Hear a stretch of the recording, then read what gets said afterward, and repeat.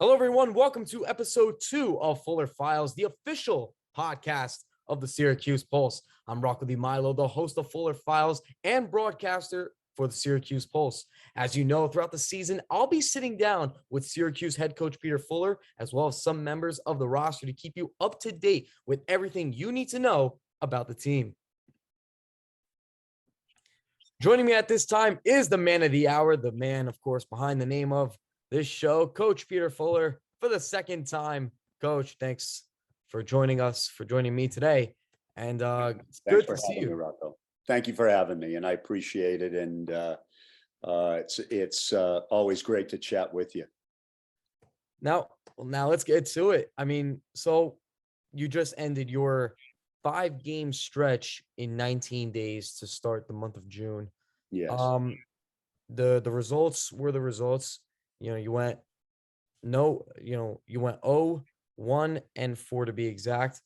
Right. What's the mindset like right now? What are your thoughts on each of the games, and of course, a summary of how your team has played, Sure. and just talk about how it all went. Well, obviously not what we were hoping for. Would have loved to have taken. My thought going into it was, if we could take 9 points, I would have felt really, really good about it. 1 obviously is far off from where we wanted to be. I think there's reasons for that, but I don't think most of our listeners and our fans probably aren't really concerned about that. We're in a results business, and we didn't get the results. I was disappointed. Obviously, with our lack of production, goal scoring wise, but Rocco, the results that we have gotten this year have been gotten mainly because we defended very well and put ourselves in great positions to attack from. I don't think we're ever going to be a team that is going to outscore somebody 6-5. That's not the personnel that we have. But to score 1 goal since May 14th is disappointing. I do think at times we've created plenty of chances to score goals.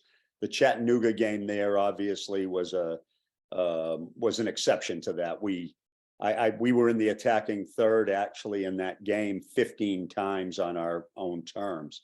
I would like to be in the attacking third 30 to 35 times in 45 minutes. So that gives you a little bit of an idea. We were badly outplayed, and they're a very good team. It's a team I know very well, players that I know very well, and it's not a surprise that they've had the success that they've had this year.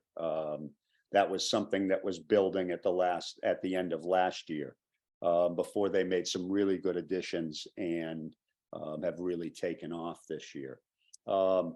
But the Maryland game that we drew 0-0, I honestly felt we probably deserved 3 points out of that. We got really good goaltending from Danny Gagliardi. That was his first game for us. But I also think we did some really good things and created enough to have walked away with the 3 points there. Valley United, we were poor. San Diego, it's a weird game. I mean, I use the statistics of entries into the attacking third. The San Diego game, if you divided that into 6 15-minute segments over a 90-minute game, we were in the attacking third in 4 of those segments, almost 2-1 more than they were. Yet we lose. You lose 3-0. You give up a set piece goal, something that we had worked on and knew what they were going to do, and still didn't defend it well enough, and then turn right back around and have a penalty at the other end and miss it. Going in at 2-1 rather than 3-0, because they turned right back around and obviously scored on us. It takes the wind out of your sails. There's no question, as a coach and certainly for the players too. So very disappointing. And then I thought we came back and we actually played some really good stuff on Sunday against LA. A good team. I don't think they are what they have been in the past, but a good team with some good players. Goni up front is a handful. They're solid across the back with McLaughlin. Rivas obviously scored the first goal off a corner again. I promise you the set piece part of it, it's not for a lack of working at it. I would imagine we spend as much or more time than just about anybody in the league. But Rocco, it's one of those things where you have to set pieces. It's important that you have guys that are good in your own box that can defend them. And it's important that you have guys that are good in their box that can score them or create chances from them. And unfortunately, we haven't really shown either this year. And that's a bad recipe, to be honest with you. It cost us 3 points at Michigan, walked away with a point, but should have walked away with 3, couldn't defend a wide free kick. So again, I think some of it is a personnel issue. Some of it's a mentality issue. I also think I always tell the guys that I think set pieces are it's almost like a virus when you're bad at them. When you got the virus, it's somehow you just can't get rid of it. And I think we're in a little bit of that funk right now. When you get all you can do is keep getting back on the horse and riding and trying different things. And we may against Chattanooga, we may change our defending on corners. We may go to maybe more of a zone setup rather than a man setup. And see if that works and that helps. We actually did some set piece game today at training, mainly working on our attacking stuff with it. But we're going to keep at it. It's not something you asked me, and again, when I've gone into this long answer, you asked me about the mentality right now of the group. I mean, they're down. I mean, it's you get a lot of guys that want to win and want to be successful. And we're not having success. We're shooting ourselves in the foot a lot. But I also think there's some quality here, and I think if we can keep working at it. We had a good session yesterday. We had an excellent session today. We'll hopefully finish the week off tomorrow with the weekend off with another good one, but it was very good. And, I think some of it is guys just getting to know each other, developing a bit of chemistry. I take some of the blame that obviously played a lot of different lineups. Some of that is with suspensions, with injuries. But also some of it has been poor play and poor individual play as well as collective play. So giving others a chance. I think it's, I think especially in a situation like ours, a new team, an expansion team, we and no preseason. So it's not like we had 5 preseason games to get ourselves ready. We didn't. We had a week and then opened. So you're still experimenting a little bit right now, spending time working on what combinations work the best. We actually will work on a new system starting next week that we probably will unveil against Chattanooga. All right, and you mentioned of course, the mindset, like I asked before, and you go into the game on Sunday against LA Force. Yeah. You're about a month in, about 36 days into this drought of without scoring a goal. And at the start, your team was 383 minutes. And of course, you hit the 17th minute, hits 400. Then finally, at like the 40th minute, finally, Yeah. or rather the 39th. See, that was something that I joked with my Yeah. partner on the Yeah. air. Yeah. Phil, Yeah. he thought it was 423. I told him, no, it's I 422. heard that. Yeah, I heard that. Yeah. No, that's That that great. that was Yeah, a great one. But yeah. no, I'm so going back to the whole, mindset, the last game you had a chance to end it. Of course, things didn't go well with a penalty kick. And then finally, the drought ends after 422 minutes. What describe the sense of momentum? Let's use that. The momentum that kind of shifts when you finally get when your team finally gets that goal. And Right. how did they feel going into the locker room at the half? Well, I think probably relieved, but at the same time, understanding we were still behind 2-1 and we had to figure out a way to get another. So I think, the Flower City game, I believe we scored in the 7th minute. Caleb scored very early in that game when he chipped the goalkeeper. Right. I think those types of moments are elation, knowing that you're up and now you're flying a little bit. I think the key thing now for us is it's great that we scored, fantastic, but we've got to get on the front foot a little bit too. We've got to start getting scoring goals and getting our nose in front. I think for us that's the next step, but it's baby steps. And a lot of people could say, and I would understand them feeling this way, and that's that. You say you want to, get your nose in front and you'd like to take the lead. And yet you're playing in a mid to low block defensively and basically soaking up pressure and then looking to play off the break. We took an approach over the last 2 weeks, 10 days to 2 weeks, where we chose to take a step backward before we went forward. One of the things we did really well early on in the season, and we spent a lot of time on it, was our defending, and trying to add to that some attacking pieces to go along with that basic building block of our defending. Our defending has really dropped off, and I think that's one of the reasons we're struggling offensively. I'm a huge believer, if you defend properly and you defend in the right shape, you're going to find yourself in great positions to attack out of.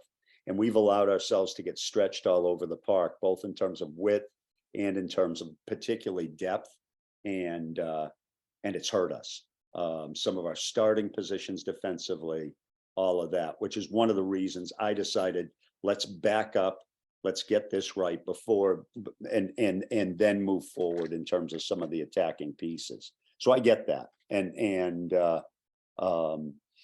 but I do think for us, getting the defending right it will be a huge step forward in terms of us being in good positions to attack from and be able to attack with numbers. And earlier you mentioned how you had a great training session today and yesterday. What were some of the things that you guys worked on that you felt was so successful? And what was it about those things that you felt made it so successful? We spent a lot of time, and we have been over the last couple of weeks, more and more time on our possession and our ability to be able to keep the ball and be able to play through lines and gaps. The other thing that we've been doing is while we're working on our possession, working on some of our defending and pressing up against the possession. And slowly but surely, you're starting to see some real progress with it. I'm like I said, I was very pleased with today. The attitude was excellent. Guys worked hard. They were encouraging of each other. The easy thing when things are going sideways or backward, like they have been for us, the easy thing is for guys to start sniping at each other, start blaming each other, start pointing fingers at each other.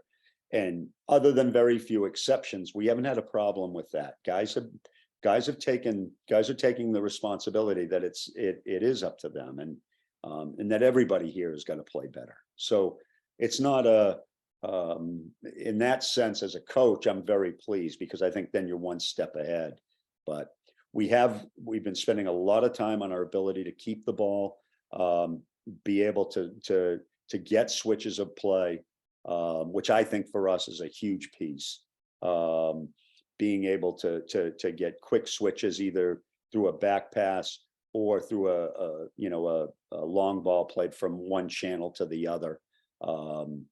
And being able then to get at teams and break them down. All right. And, in our next segment, we're about to bring on Minjae Kwak, who, of course, is probably one of the greatest staples of your midfield. Tell me what are the things that the kind of qualities that you saw from him coming into the season? Because I'm not sure, I don't believe that you guys have ever had any coach and player experience before, if I'm not mistaken. And, just describe the things that you saw from him, and just give me your thoughts of how he's been playing so far this season. Sure. Well, Minjae played at Cal United, and he was there the last couple of years. Played mainly for them as a substitute and mainly as a wide player, as an 11. So a left winger in a 4-3-3. He's very skillful. That's pretty obvious the minute you see him play. He's got good feet. When he's playing well, he's really good at passing, playing forward, and then joining in behind the ball he plays. Has the ability to take people on. I'd like to see him do it a little more. I'd just like to see him do it in the attacking third rather than the middle third. Has a goal in him for sure, although we haven't seen that yet, but I do believe, I think when you watch him in training, you see that aspect of him. He's really good when we decide we want to press. He's good at it. He's quick, he's combative, gets after it. Obviously he's a little bit lightweight, but he makes up for it in terms of his work rate and work ethic. I think if you had a GPS on him in a couple of the three of the last few games, I mean, he would have run just about as much as anybody on the team and logged as many miles as anybody on the team for sure. Typical California kid, happy, smile on his face. Grew up playing the Padiadores system in the LA area.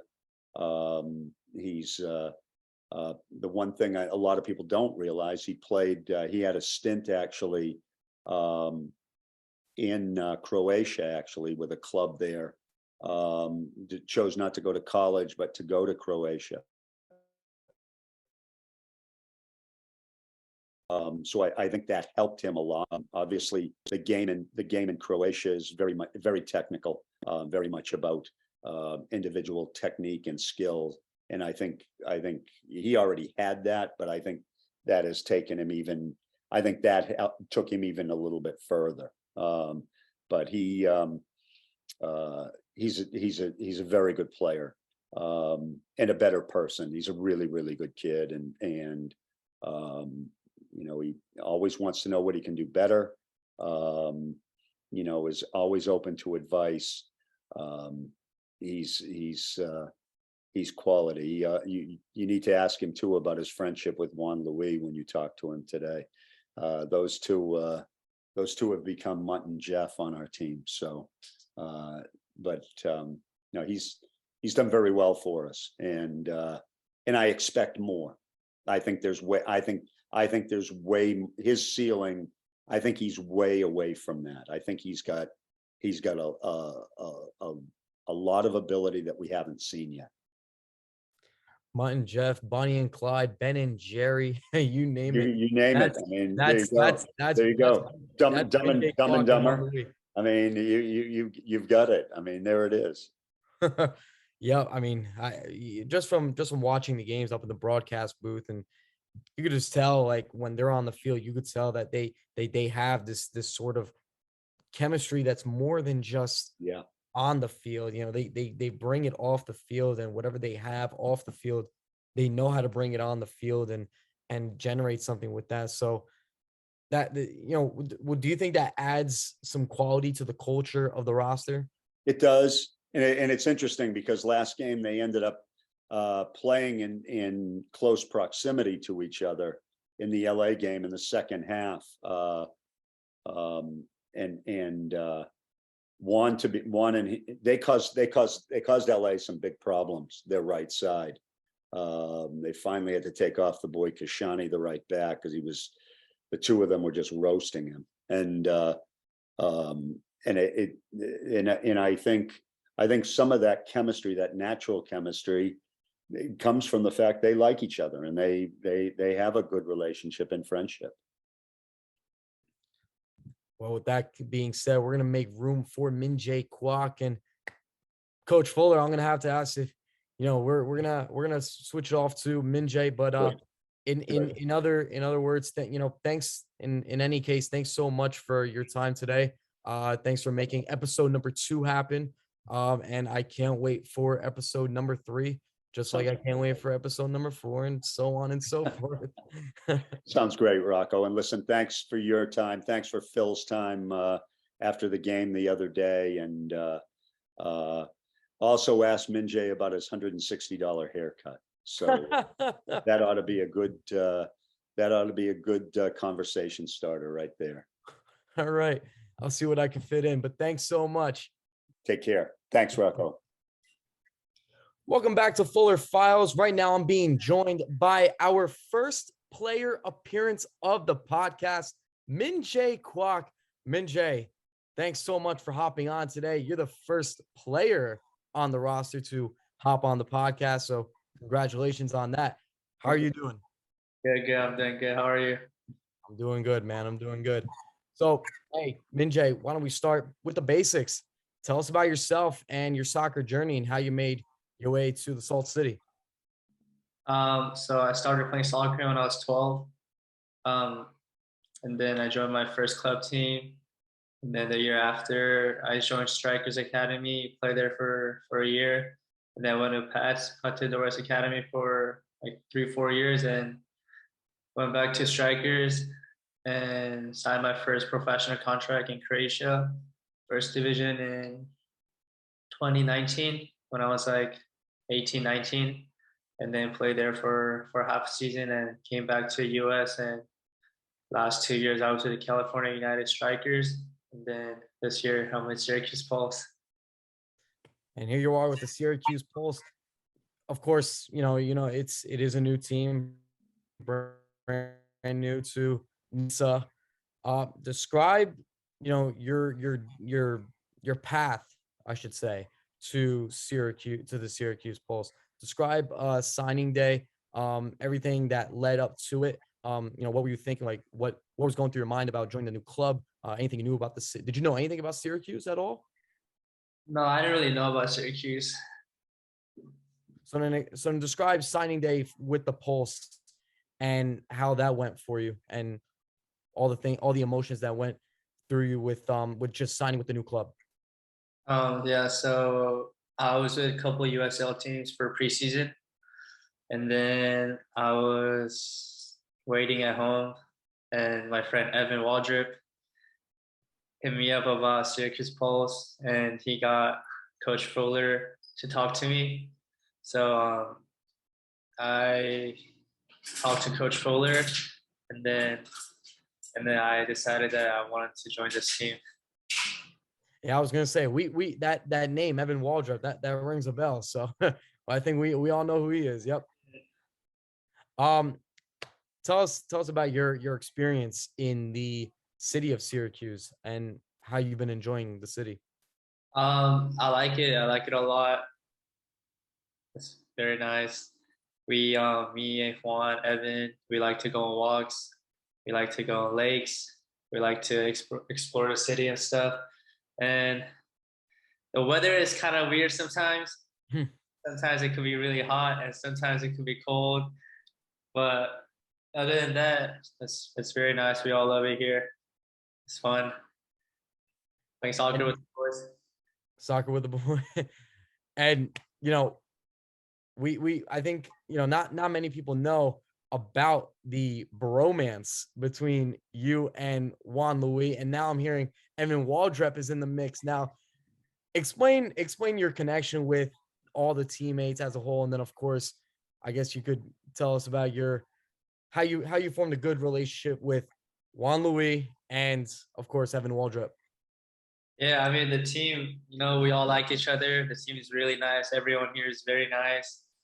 We're all pretty close. We're all really close to each other. And Evan, I've been friends with Evan for like 3 years. We played together at Cal United, so I was really close with Evan even before coming here. And Juan was my roommate when I first came to Syracuse, so we got really close when we first joined Syracuse together. And you talk about how you and Evan Waldrep played at Cal United together and how you guys been able to bring that same chemistry that you shared at Cal United to Syracuse. Anything specific that you felt is clearly visible that you'd like to share? I mean, like Evan's a great player. Like everyone knows he's a good player. Playing at Cal United, I was really young when I first joined Cal United. I was only like 19, and players like Evan who played national team and play with players like Drogba, like when you're a young player like that, you kind of like look up to players like that. Yeah. And I just try to, even at Cal United, I was always trying to learn from him and try to copy some of the moves he does. And then yeah, so it's good playing with him. Try to copy some moves. Have you been successful? Have you made those moves on him? No, not on him, but Not yet. Not yet. soon, soon. Soon. You're working on it. Gotta practice a little bit more before I start. Yeah.